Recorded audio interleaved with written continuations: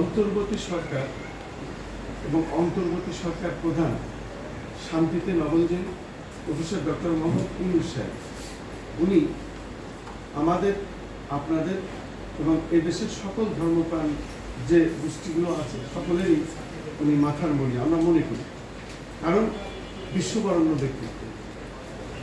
এই আমলটা আমরা মনে করি সকলেরই ন্যায় বিচার পাওয়ার প্রত্যাশা এবং সকলেই ন্যায় বিচার পাবে। তার আগে কিছু কথা আমার বলতে হয়।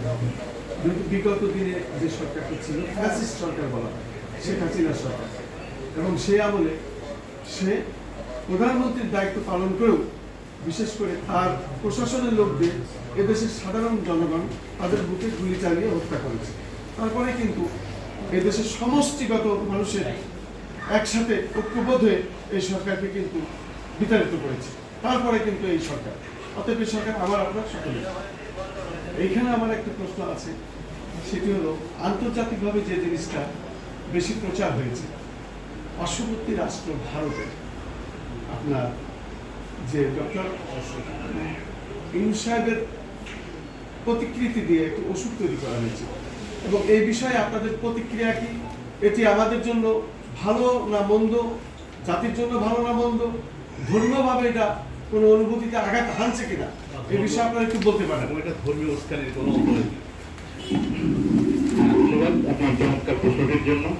আসলে এখানে ওষুধের একটু আমি যদি পরিচয়টা দিই, মহিষাসুর হচ্ছে আমাদের একজন কি বলা যায়, হিন্দু ধর্মে আপনারা জানেন সর্বোচ্চ পর্যায়ে যারা থাকে তাদের বলা হয় ব্রাহ্মণ।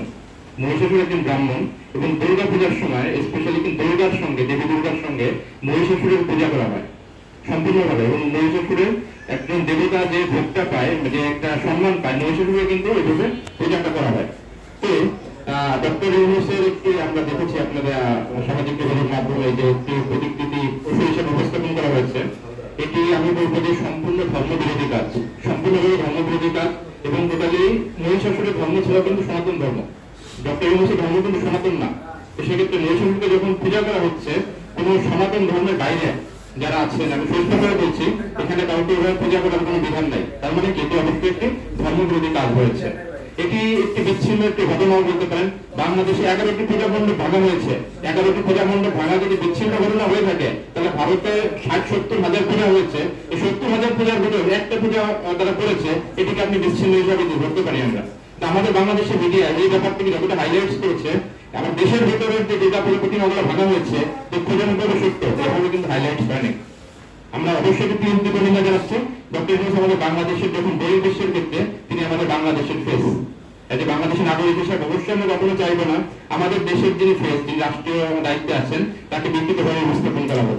এটি একইভাবে আমি চাইবো না হিন্দু ধর্মীয় হিসাবেও যেন কোনো ভিন্ন ধর্মীকে আমাদের দেবী পূজার মণ্ডপে উপস্থাপন করা হয়। এটি সম্পূর্ণ ধর্মবিরোধী কাজ।